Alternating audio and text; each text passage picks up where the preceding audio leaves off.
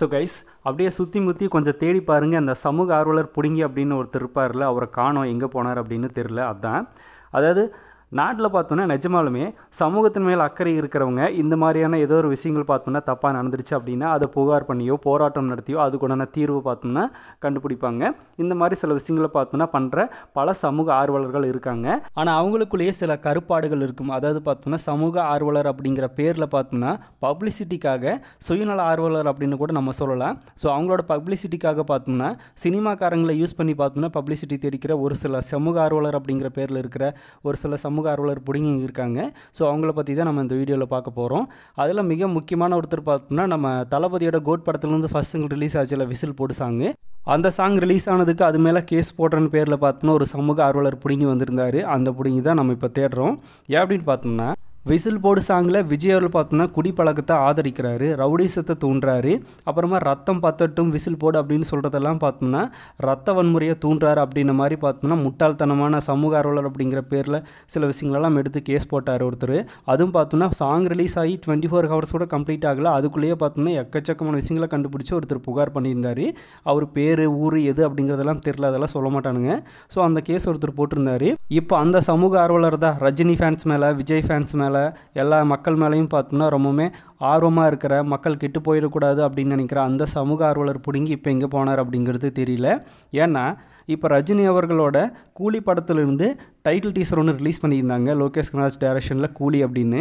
இந்த படத்தோட டைட்டில் டீசரை பார்த்தோம்னா இந்த சமூக ஆர்வலர் பிடுங்கி பார்க்கல, என்னமோ தெரில, பார்த்துருப்பார். ஆனால் பார்த்தாலும் போட மாட்டார். ஏன்னா ரிலீஸ் ஆகி 2 நாட்கள் ஆயிடுச்சு. விசில் போடு சாங்க்கு 24 மணி நேரம் முடியறதுக்கு முன்னாடியே கேஸ் கொடுத்த பிடுங்கி இவர் பார்த்தோம்னா இப்போ இந்த டைட்டில் டீசர் ரிலீஸ் ஆகி 2 நாள் ஆயிடுச்சு. ஆனால் இன்னும் அதை பற்றி எந்த ஒரு கேஸும் போடல. அதாவது இந்த டைட்டில் டீசரை பார்த்தாலே நம்மளுக்கு தெரியும், ஸ்டார்டிங்லேருந்து எண்டு வரைக்கும் பார்த்தோம்னா கொண்டே கேஸை போடல, அந்தளவுக்கு பல விஷயங்கள் இருக்கும். ஆனால் அதை பார்த்தோம்னா இவர் பண்ண மாட்டார். ஏன் அப்படின்னா இவர் பார்த்தோம்னா விஜய் அவர்களுக்கு மட்டும் சமூக ஆர்வலர் பிடுங்கி அப்படின்ற மாதிரி வருவார். இந்த டைட்டில் டீசரில் ரஜினி அவர்களும் பார்த்தோம்னா குடிப்பழக்கத்தை ஆதரித்து தான் பேசியிருக்கிற மாதிரி ஒரு டைலாக் ஒன்று வச்சுருப்பாங்க. அதாவது மது உண்டு மாது உண்டு மனம் உண்டு என்றாலே சொர்க்கத்தில் இடம் உண்டு போடா அப்படின்னு சொல்லியிருப்பார். அதுக்கப்புறமா தப்பென்ன சரி என்ன அட பாவி என்பார்கள் அப்படின்னு பார்த்தோம்னா சொல்லியிருப்பார். அதாவது உனக்கு என்ன தோணுதோ அதை பண்ணு, அதில் தப்பும் இல்லை சரியும் இல்லை. அதுக்கப்புறமா உனக்கு குடிக்க தோணுதா குடி அப்படின்ற மாதிரி இருந்தால் பார்த்தோம்னா சொல்லியிருக்காரு. இதில் பார்த்தோம்னா ரஜினி அவர்கள் குடிப்பழக்கத்தை ஆதரித்து பேசியிருக்காரு. அதுக்கு பார்த்தோம்னா இந்த சமூக ஆர்வலர் பிடிங்கி எங்கே போய் கேஸ் போட்டார் அப்படிங்கிறது தெரியல. ஆனால் இந்த வீடியோவில் ஒரு கிளாரிஃபிகேஷன் கொடுத்துக்கிறேன். இதில் பார்த்தோம்னா ரஜினி அவர்கள் மேலேயோ இல்லை லோகேஷ் கனகராஜ் மேலேயோ நம்மளுக்கு எந்த கோபம் கிடையாது, எந்த பிரச்சனையும் கிடையாது. ஏன்னா நம்ம சினிமா பார்க்கக்கூடிய ஆட்கள் தான். அது தளபதியோட படமாக இருந்தாலும் சரி, மற்றவங்களோட படமாக இருந்தாலும் சரி. ஆனால் இந்த சினிமாவை பார்க்க தெரியாத பார்த்தோம்னா ஒரு சில முட்டாள் பசங்க இந்த மாதிரி கேஸ் போடுவாங்கள்ல, அவங்க விஜய் அவர்களோட படத்தில் மட்டும் கேஸ் போட்டிருக்காங்களே. இப்போ ரஜினி அவர்களும் பார்த்தோம்னா இதுக்கு ஆதரித்து தானே பேசியிருக்காரு இதில். ஆனால் இதுக்கு மட்டும் ஏன் கேஸ் போடல அப்படிங்கிறதா நம்மளோட கேள்வி. இது எல்லாத்தையும் விட விசில் போடு சாங்கில் ரத்தம் பத்தட்டும் விசில் போடு அப்படின்னு மாதிரி பார்த்தோம்னா ஒரு லைன் ஒன்று வரும், தளபதி பாடியிருப்பார். அதுக்கே பார்த்தோம்னா ரத்த வன்முறையை தூண்டாரு அப்படின்ற மாதிரி சொல்லியிருந்துச்சு இந்த சமூக ஆர்வலர் பிடுங்கி.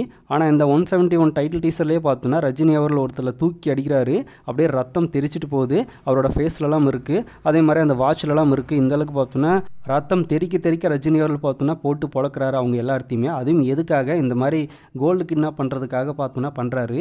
இதுவும் பார்த்தோன்னா ரஜினி அவர்கள் கோல்டு கிட்னாப் எல்லாம் பண்ணலாம், தப்பும் இல்லை ரைட்டும் இல்லை, எல்லாருமே எல்லாத்தையும் பண்ணுங்கள், எதிர்த்து வர யாராக இருந்தாலும் போட்டு தள்ளுங்க அப்படின்னு ரஜினி அவர்கள் பார்த்தோன்னா ஆதரிக்கிறார் அப்படின்னு இந்த சமூக ஆர்வலர் பிடிங்கி இந்நேரத்துக்கு ஒரு கேஸை கொடுத்துருந்தார் அப்படின்னா இவருக்கு நிஜமாலுமே சமூகத்து மேலே அக்கறை இருக்குது அப்படின்னு நம்ம எடுத்துக்கலாம்.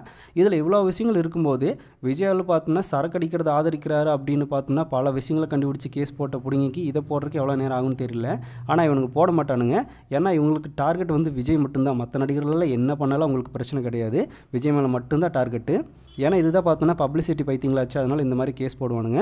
ஒரு படத்தை ஒரு படமாக பார்க்க தெரியாத இந்த தற்கொலைங்க பார்த்தோன்னா சமூக ஆர்வலர் அப்படிங்கிற போர்வையில் சுற்றிட்டு விஜய் அவர்களோட நேமை யூஸ் பண்ணி பார்த்தோன்னா பப்ளிசிட்டி தேடிக்கலாம் அப்படின்னு பார்க்குறாங்க. இன்னும் படம் ரிலீஸ் ஆகிறதுக்குள்ள எவ்வளோ விஷயங்கள் நடக்கலாம் அதெல்லாம் யூஸ் பண்ணுவாங்க. ஆனால் ரஜினியோட படமோ, அஜித்தோட படமோ, இல்லை கமல் சாரோட படமோ, வேறு எந்த நடிகரோட படம் வந்தாலும் எப்படி வந்தாலும் அதை பார்த்தோன்னா பெருசாக பேச மாட்டாங்க. இவங்களோட எய்ம் பார்த்தோன்னா எப்பவுமே விஜய் அவர்கள் தான். அதனால தான். ஆனால் அந்த கேஸை பார்த்தோன்னா அவர் கொடுத்தாரில் விசில் போடு சாங்க ஒரு கம்ப்ளைண்ட், அதை போலீஸ் மதிக்க கூட இல்லை, தூக்கி போட்டாங்க.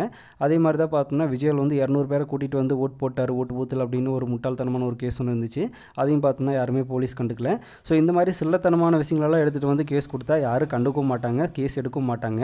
ஆனால் அதன் மூலமாக என்ன யூஸ் அப்படின்னு பார்த்தோம்னா விஜயோட பேரை கெடுத்துட்டுலாம். அதே மாதிரி இவங்களும் பார்த்தோம்னா பப்ளிசிட்டி தேடிக்கலாம் அப்படின்றக்காக தான் இவங்க இப்படி பண்ணுறது, வேறு எதுவும் கிடையாது.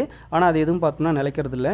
ஏன்னா எல்லாம் சோஷியல் மீடியாவில் பார்க்குறாங்க, ஏன்னா இதெல்லாம் ஒரு கேஸ்னு பார்த்தோம்னா கம்ப்ளைண்ட் கொடுத்துட்ருக்காங்களா இவங்க அப்படின்னு அவங்கள தான் பார்த்தோம்னா முட்டாள்தனமாக நினைப்பாங்களே தவிர விஜய் அவர்களை யாருமே தவறாக நினைக்கிறதுக்கு வாய்ப்பே இல்லை.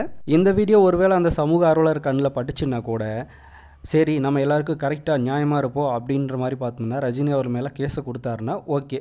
அதாவது ரஜினி அவர்கள் இந்த மாதிரி கோல்டு கிட்னாப் பண்ணுங்கள், எதுக்கு வந்து யாராக இருந்தாலும் போட்டு தள்ளுங்க, அதே மாதிரி சரக்கடிங்க, மது அப்படின்ற மாதிரி எல்லாம் சொல்லியிருக்காரு, அது எல்லாத்தையும் பண்ணுங்க அப்படின்னு விஜய் அவர்கள் மாதிரி பார்த்தோம்னா ரஜினி அவர்களும் இதுக்கு எல்லாத்துக்கும் ஆதரவு தெரிவிச்சிருக்காரு.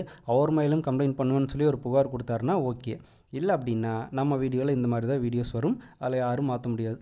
ஏன்னா இதுக்காக மரியாதையெல்லாம் பேசிகிட்டு இருக்காங்க அப்படின்னு நிறைய பேர் சொல்லுவாங்க. எல்லாருக்கும் நியாயமாக இருக்கிறவங்களுக்கு, கரெக்டாக இருக்கிறவங்களுக்கு தான் மரியாதையெல்லாம். இந்த மாதிரி பார்த்தோம்னா ஒரு கண்ணுக்கு சுண்ணாம்பு ஒரு கண்ணுக்கு நெய்ன்னு சொல்லுவாங்களே, அந்த மாதிரி இருக்கிறவங்களுக்காக நம்ம மரியாதை கொடுக்க வேண்டிய அவசியமே கிடையாது. ஸோ இதை பற்றியும் இந்த சமூக ஆர்வலர் பற்றியும் நீங்கள் என்ன நினைக்கிறீங்க அப்படிங்கிறத கமெண்ட்டில் ஷேர் பண்ணிட்டு போங்க. முடிஞ்சால் கழுவி ஊற்றிட்டு போங்க. ஐ எம் ஹாப்பி தான். ஸோ அப்படியே மறக்காமல் நம்ம சேனலில் புதுசாக தளபதி ஃபேன்ஸ் யாராவது பார்த்துட்டு இருந்தீங்க அப்படின்னா சேனலை சப்ஸ்கிரைப் பண்ணி வச்சுக்கோங்க. எனி டைம் நம்ம தளபதி பார்த்தின அப்டேட்ஸ் அண்ட் பார்ட்டி நியூஸும் சம்டைம்ஸ் பார்த்தோம்னா இந்த மாதிரியான சில முட்டாள்தனமான இவங்களுக்கு ரிப்ளை வீடியோஸும் ட்ரோல் வீடியோஸும் நிறையவே வரும். ஸோ சப்ஸ்கிரைப் பண்ணி வச்சுக்கோங்க மறக்காமல்.